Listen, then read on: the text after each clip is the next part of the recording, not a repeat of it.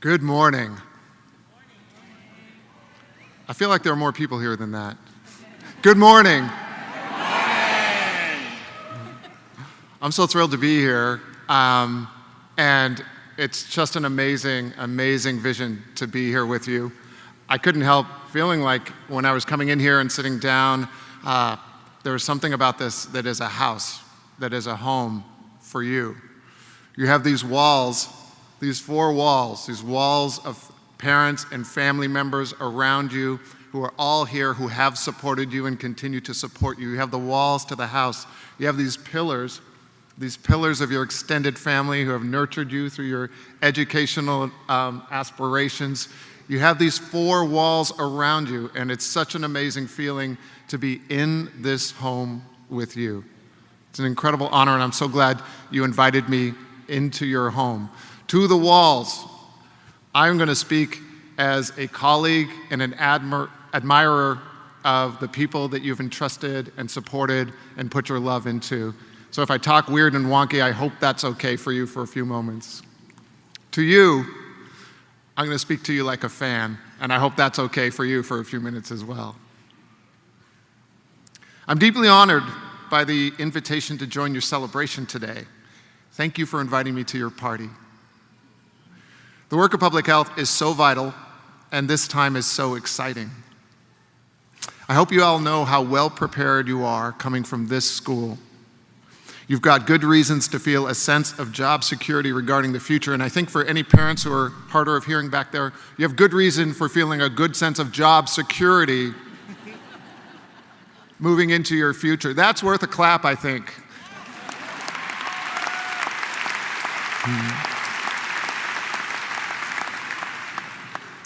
This school is amazing.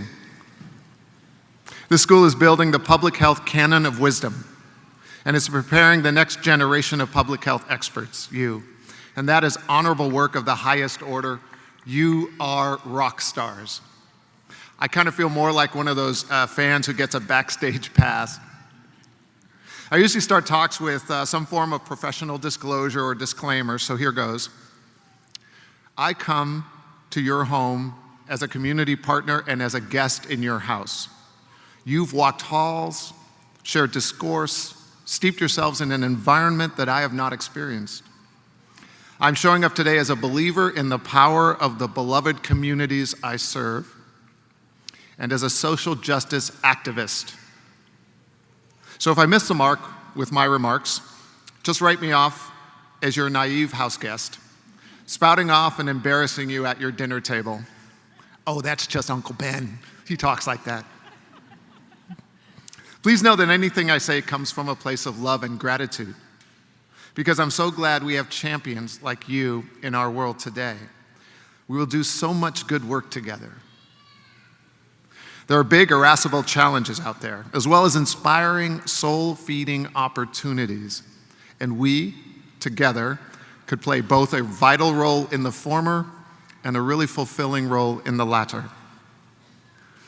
I look to the work you do, and I just get so inspired because you ask all the right questions. I look at this school's knowledge output, and it's really amazing. It's kind of amazing. Work such as shedding light on the chemical soup that Puget Sound Chinook salmon swim through and ingest as they migrate. You've expanded our understanding of the accoutrement of modern society, like the finding that e-cigarettes may be helping adults quit smoking, but are also definitely leading youth to start smoking regular cigarettes. You've given us a peek into our remote past, like the, well, honestly, kind of steamy and salacious news of human origins, wherein early humans laid down with Denisovans, a group related to Neanderthals. Now talk about your 50 shades of admixed genomes. Can I apologize for that joke? Because when I was writing it, anyway, okay. You're increasing our awareness of the price some in our society pay for our environmental choices, like the extent of pesticide exposure children of farm workers face in the dust of their homes, or the price that we all pay for our environmental choices, like the finding that says the higher the particulate matter in the air, the greater the severity of mental health outcomes. You're surfacing hard and important problems and realities, like the finding that war trauma-exposed veterans die at the average age of 43 due to suicide and trauma. These are just a few examples, a very few examples of the work you've been doing and put out just in the last few months. If you looked at the full body of work done by this school, it is the story of our lives. It is our scroll. It is our codex. It's our roadmap and often our cautionary tale. You explain the world to us, and it's all there. I wish we as a society were better at learning from you. But actually, the point of this address today is that I think society is starting to listen more attentively. I think you are on a catalytic brink of a broader kind of role. You rising public health stars are breaching the academic training realm at just the right time. Your contributions are much more sublime than just data dumps. You're the artists who paint the landscape that is our communities, creating a better picture, a better understanding of our well-being. You're the weavers. Your looms thread together the causes and the effects. You create a fabric that links far-flung reaches of our society together. You are the storytellers, the authors of literature that depicts our ethos and pathos. Your stories, your literature, create windows onto that other world, that better world that becomes possible, feasible, graspable, because of the inkling that your story has sparked. You are the explorers, from probing the depths of our inner selves to the spans between us and the far-flung things that affect our health. We are confronting stubborn, critical challenges today. Some of those rise out of ideology. Some of those are based on fear. Some are from unexcised legacies of othering and privilege. But some are almost more straightforwardly operational and come from failing to use the right skills and methods in solving our toughest problems. Skills and methods, by the way, that you possess. I think that a public health perspective is the critical lens that is underutilized in making important decisions in the most important circles. We need more of a public health perspective at a broad range of tables, in quarters that never used to see their work through that lens. To me, this is a natural extension of the health in all policies approach, that idea that gained a foothold in work and policy over the past decades worldwide, and an accelerated implementation in the past 10 years here in the US. You know what? I'm actually the least qualified out of anybody among you to relate the health in all policies philosophy to any current policy practices, and I don't want it to sound like there'll be a test about this afterwards. But I will say that coming from my place in the community perch, it just seems like things are evolving. Whereas past efforts aim to identify the health outcomes of policies, now I think another infiltrating effect is also in play. Something more related to the grounding thought processes inherent in the foundations of public health practice. A public health perspective just makes you think better. A public health perspective helps you ask more questions about the upstream issues driving our policy decisions, makes you connect dots between broadly disparate sectors in society, makes you understand humanness, like brain development, socialization, mental health issues, population dynamics, makes you understand what makes us stronger as communities, like a sense of belonging and the social connectedness that occurs in communities, makes you understand inhumane factors too, like racism. Using your thinking simply drives better decisions, makes better policy. As our artists, our weavers, our authors, you describe issues and opportunities panoramically.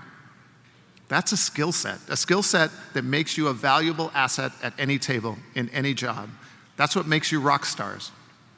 Promoting this way of thinking more broadly is really overdue, but I do feel like doors are opening, and that's kind of exciting to me.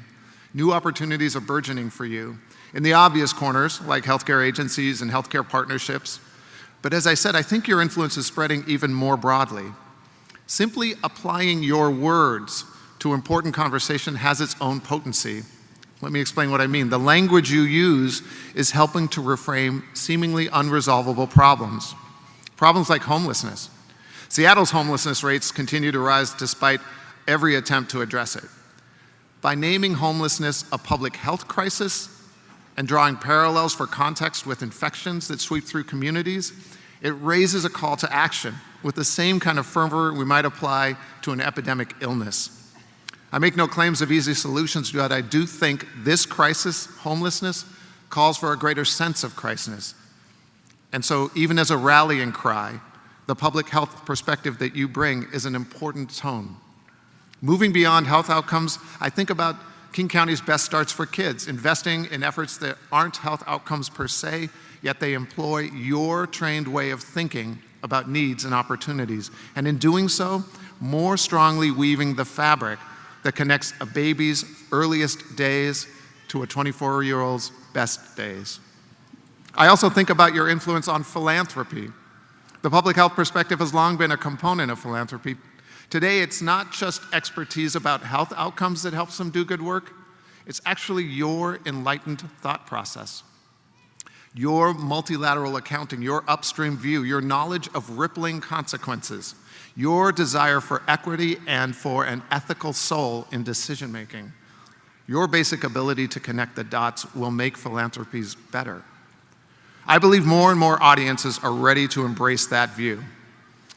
I think about what the future of youth detention should be like. Your thought processes are a key component to that discussion, promoting a recategorization of youth detention from a criminal justice orientation to a public health orientation. A public health perspective says that youth in detention are youth in crisis, not young criminals. It says that solutions to youth offenders must include the broad community spaces upstream. It calls on us to disrupt racism-informed patterns of discipline that start in preschool. It means that judges and community center staff, police and early learning educators, all alike must be on the same page, all aligned in their work. Most critically, a public health perspective to me reveals that young people have an incredible capacity for restorative healing. You bring restorative healing to youth detention. We would be such a better society if we offered more youth, particularly youth of color, broader paths to success and fewer vortices to prison. Suddenly, a somewhat heartbreaking conversation about youth offenders becomes a very different, hopeful conversation about restorative opportunity, thanks to you and the superpower that is your perspective. Society needs you, and the opportunities are only growing. Again, I don't just mean in the public health expertise realm, I mean a better way of thinking, at this moment in our history especially. There is absolutely no need for a recent public health grad today to ask the question, what role can I play in influencing the world around me? I see more and more tables with an open chair and a placard that reads, your name here, public health leader. I see a country weighing hard decisions and feeling underprepared to address them because the public health perspective has not fully informed their conversation yet, because your untraditional partners are waiting for you to take your seat. It is time for you to sit at the tables and bend an ear or two, to bring your data files, but also the earned wisdom and stories from communities. The many stories from communities, not just the singular story of one group's experiences. And don't co-opt those stories. And don't force a person in need of support to feel they have to sell their story in exchange for your help. But do try to assert and assure that narratives and stories are lifted up, because stories do wonderful things. Stories enter the mind more quickly, and they nestle in the heart more fully. To complete your role of authorship, use your stories to bring a more realistic and more beautiful picture to your work. To your many future tables, bring your calm reason, but also tap into your passionate voice a little bit, please. Get a little uncomfortable. Get out of your lane a bit. Public health work is an ethical endeavor. Public health is an ethical endeavor. You shoulder a responsibility that transcends mere reporting, mere distribution of data. You bring morality along with enlightenment. You prompt harder conversations. You ask us bigger questions. Your journey is an ethical endeavor. And I see how your ethical lens has helped evolve even your own field. Something as fundamental as data has an ethic to it. Data creates visibility. You'll continue as you move forward to do the work to assure that everyone is visible, every voice is heard, every person is counted, everyone is included, because you know now that casting an especially bright light on certain populations also casts especially broad shadows of invisibility across other populations. That's called an equity journey. That's an ethical journey. Data has an ethic to it, and you keep taking more steps along equity's path. You've advanced issues like data disaggregation. You ask a moral question when you saw that, for instance, historically lumping all Asian Americans into one category is unfair, is unethical for so many who feel under that broad brushstroke. You encourage me to think and think again about how I talk about data, like the names I give to categories, even categories titled things like outcomes based on race or the term racial disproportionality. They're wrong. They're wrong because I've learned through you that these simply imply in a way that there are differences about races that impact health, and that is a lie. It is really racism that is driving these differences, so I should be using terms like outcomes based on racism or racism-driven disproportionality. Do you agree? Yes. Yeah.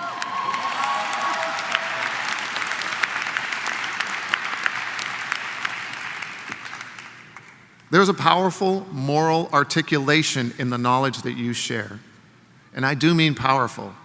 You reveal the shame of our healthcare system, its spending and its waste. You will actually guide us. You will guide us as we disrupt and deconstruct our current shame, and then reconstruct a healthcare system that guarantees quality healthcare for every single person, period.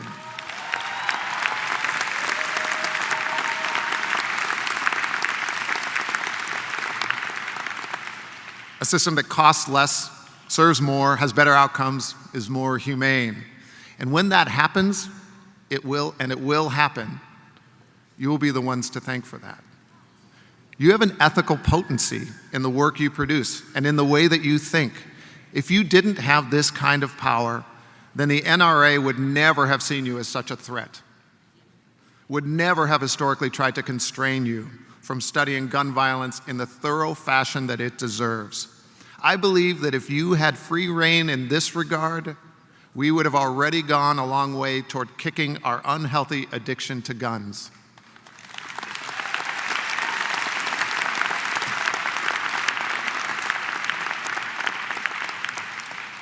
Now, your journey is both a privilege and a responsibility.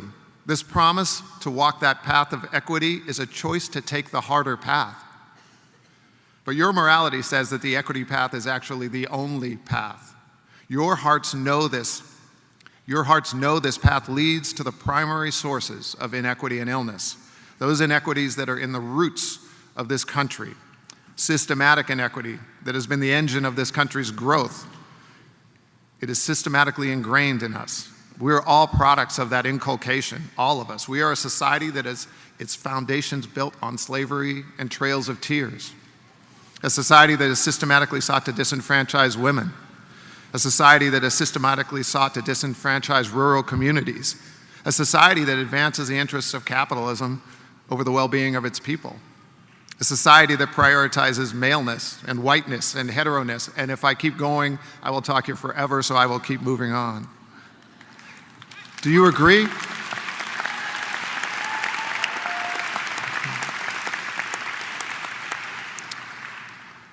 I think you agree because your public health perspective means you know all of that. And you know that even the most ardent champion for equity still carries those unrecognized roots of bias themselves. It would be hard to look honestly into the soul of any of our professions, mine included, and claim that they are not influenced by those roots, those systems, and those biases. You know that privilege and bias exist. They flourish. They flourish in rooms like this, in institutions like this, in us. And your skills are ready to be focused inwardly as well as outwardly. You are, in so many ways, equity's greatest hope. You need to get out there and do your thing, you know what I mean? You are equity's greatest hope. I hope to see you disrupt and destroy our most inhumane roots and nurture and advance our better, more loving potential. You've already shown your aptitude for this, so I know you are the right people to be talking to. As I mentioned, with apologies, I show up to you today as a house guest, as a community pediatrician who has found that health is determined so far away from the reach of my stethoscope that I find I must, if I want to improve health, move toward those roots. The deepest roots, of course, are oftentimes the hardest for us to talk about. And they are also the most important things for us to be talking about today for all of our sakes. And I think we're ready as a society to be bolder, thanks to you. I think we're ready to start sculpting a society that shares its great wealth, its great resources, its voice, and its power based on equity. Ready to heal the longest standing wounds as well as the newest wounds. We are on the brink of change, of a new day, if you're ready to usher it in. I don't know if calling you all activists sits right with everyone here in this audience, but I just want you to think for a moment about the most basic definition of activist. Activist, a person who campaigns to bring about political or social change. Surely the reduction of chemicals that salmon have to swim through has its solutions in political and social change. Surely the same is true of efforts to reduce the toxins riding the dust of a farm worker's pants. Surely early man, well, okay, you got me there on that one. I'm not going to really be able to tie a line between early man Denisovans and social change, but if you give me some time, I might be able to figure that one out. But surely the connection between air quality and mental health, as you illuminate, has its solutions in this political and social realm. E-cigarettes, you definitely need political and social energy on that one. So in a way, maybe you already are the activists, and I'm the one who has to catch up. We're a society replete with gifts and promise that have not yet been tapped. Help us know that potential. There is incredible good in this society. Through your artistic talents, help us all enjoy that full diversity of goodness. Weave the threads together and reveal our interconnectedness, our interdependence, our commonality. Prompt us to take a few steps further along that moral arc, all through the mechanism of your public health perspective. Lift people's vision up. That's the ultimate prospect of your work. Lift people's vision up. You are the artists and the weavers, the storytellers, the explorers. You create a window onto that lovely future, that beloved community fully realized. Lift people's vision up and let that role feed your soul and take responsibility even further as you move through your life. As Rumi said way back in the 14th century, be a lamp or a lifeboat or a ladder. Help someone's soul heal. Walk out of your house like a shepherd. Thank you very much.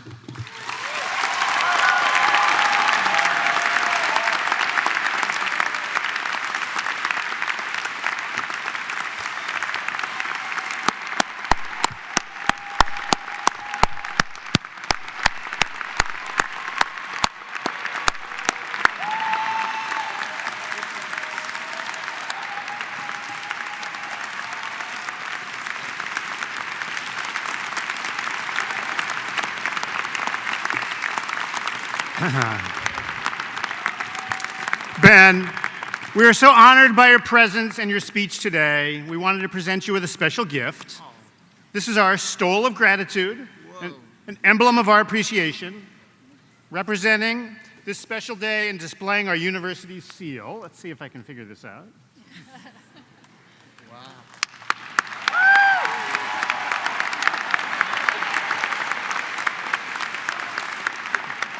We also honor you with a pin featuring our school's distinctive logo, the Soul Catcher. Thank you. Okay, thank you very much. Privileged to have you. Please have a seat. Now, as a small token of our gratitude, each graduating student will also receive a Soul Catcher pin like the one I just gave to Dr. Danielson. The Soul Catcher is a Northwest Indian symbol for physical and spiritual well-being that symbolizes our mission to educate innovative and diverse public health leaders and scientists and to promote the well-being of communities locally, nationally, and globally. Many years ago, more than 20 years ago, our school commissioned Quinault tribal member and University of Washington professor Marvin Oliver to create this logo for our school, which embodies a traditional three-dimensional icon into this two-dimensional Native American art piece, and we're happy to be able to give one to everybody today when you graduate.